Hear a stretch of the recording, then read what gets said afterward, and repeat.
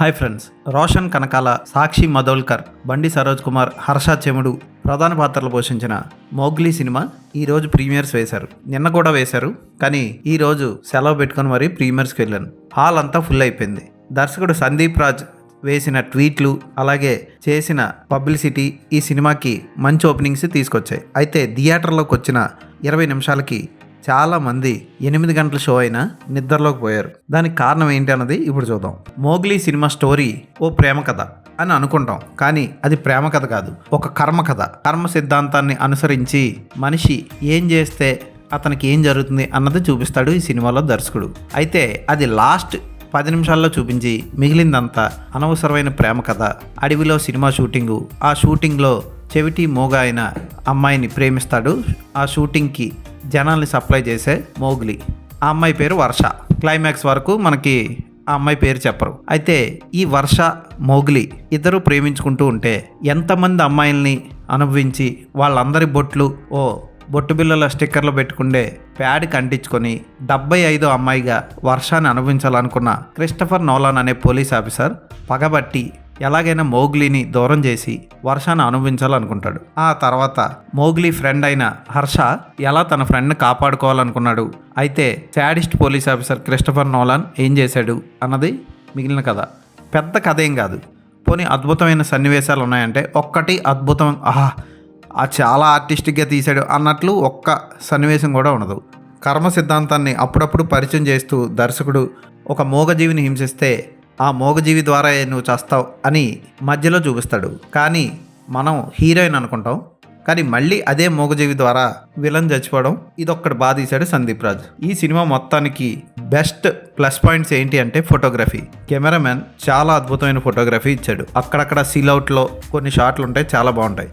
Night lighting effects కూడా బాగుంటాయి. ఉదాహరణకి బండి సరోజ్ కుమార్ కార్ డ్రైవ్ చేసుకుంటూ అడవిలో ఒక వాగు దగ్గర ఆగిపోయి తుపాకులు తీసే సన్నివేశంలో ఫోటోగ్రఫీ, కలర్ కరెక్షన్, లైటింగ్ అదిరిపోయాయి. అలాగే హీరోయిన్ని అనుభవించడానికి కార్లో తీసుకొచ్చి బలవంతంగా కార్లోంచి దింపేటప్పుడు ఆ సన్నివేశంలో కూడా ఫోటోగ్రఫీ అదిరిపోతుంది. ఇక మరో బెస్ట్ ఏంటి అంటే ఇంకేమీ లేవు. డైలాగ్స్ అనవసరంగా ఊరకనే సాగదీయడానికి, సీన్ని పెంచడానికి రాసినట్లు ఉంటాయి. అలాగే అక్కడక్కడ డైలాగ్స్లో కొన్ని డబల్ మీనింగ్ అతులు ఎక్కువ ఉన్నాయి. ముఖ్యంగా ట్యాబ్లెట్లు ఇద్దరికి ఇచ్చి ఇప్పుడు మీ ఇద్దరు వేసుకోండి అని ఇలాంటి డైలాగులు, కొన్ని డబల్ మీనింగ్ అనవసర డైలాగులు ఈ సినిమాలో పెట్టాడు దర్శకుడు. మ్యూజిక్ పెద్ద మైనస్ పాయింట్ ఈ సినిమాకి. కాలభైరవ మ్యూజిక్ ఇచ్చాడు, కానీ ఎక్కడ ఏమేమి మ్యూజిక్ ఇవ్వాలి అన్నది కూడా తెలియలేదు. ఆ పాటలు ఉంటాయి కానీ ఆ పాట ఒక్క పాట కూడా బాగోదు.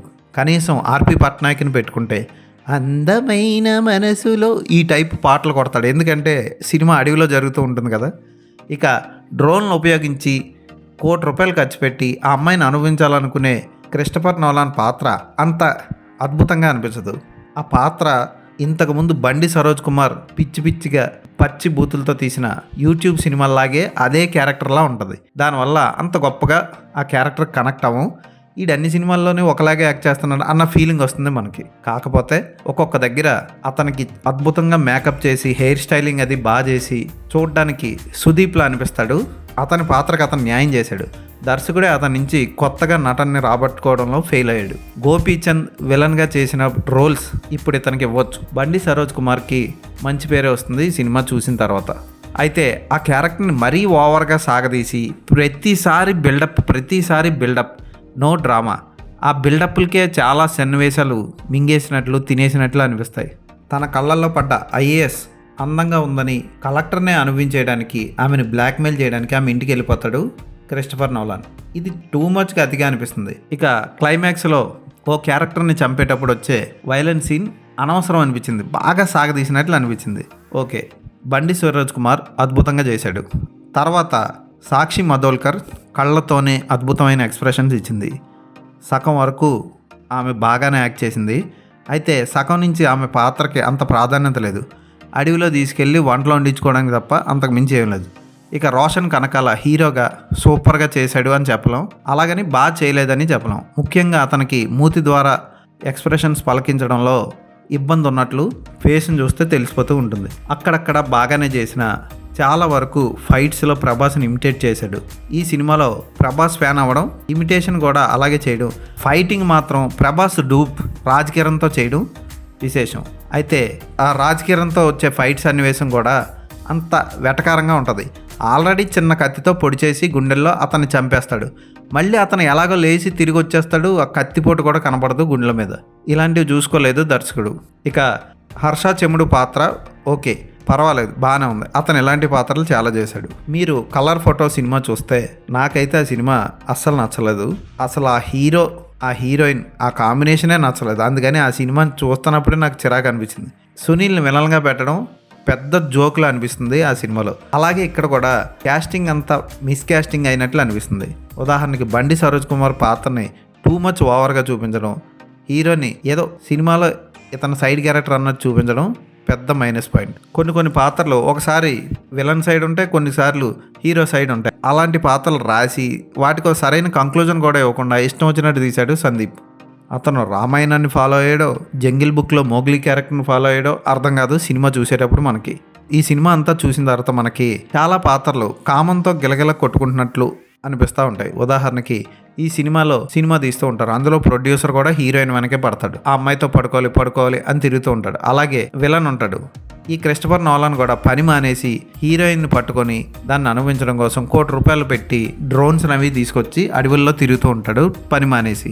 అసలు ఆ పోలీస్ ఆఫీసర్గా అతను ఏం చేస్తున్నాడు అన్నది కూడా కరెక్ట్గా చూపించాడు. మధ్యలో నాటు తుపాకుల గోల ఒకటి స్టార్ట్ అవుద్ది. ఆ తర్వాత మళ్ళీ అసలు ఆ నాటు తుపాకుల గోలే కనబడదు. ఒక్క క్లైమాక్స్ షాట్నే బాగా తీశాడు దర్శకుడు.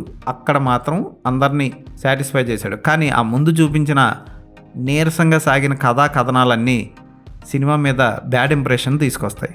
ఈసారి ఖచ్చితంగా కొడతాను, ఇన్నేళ్ళు ఆగాను, ఈసారి కొట్టే సినిమా అద్దిరిపోతుంది అని ఇలాంటి స్టేట్మెంట్లు, రాంగ్ స్టేట్మెంట్లు స్టేజ్ల మీద ఇచ్చేసి సినిమాలు మాత్రం ఎలా తీస్తే నిలదొక్కుకోవడం కష్టం. ఈ సినిమాకి నేను ఇచ్చే రేటింగ్ 2/5.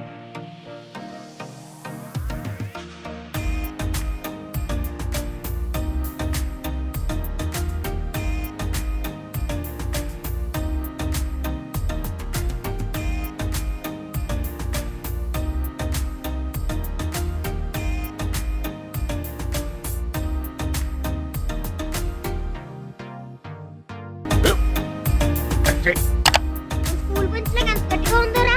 కొట్రా, కొట్టు, పర్లేదు, కొట్టు. అబ్బా చైన్ పెట్టేసింది బాబాయ్. ఆ, నీకు నొప్పి ఏంటి నువ్వు కొడతావా? కమా బిట్ మీ యార్. వద్దు బాబాయ్. వాణ్ణి నేను కొట్టడం లేదమ్మా, వాణ్ణే నన్ను కొట్టమంటున్నాను. నువ్వేం కంగారు పడక్కర్లేదు. అడుగుతావేంటి?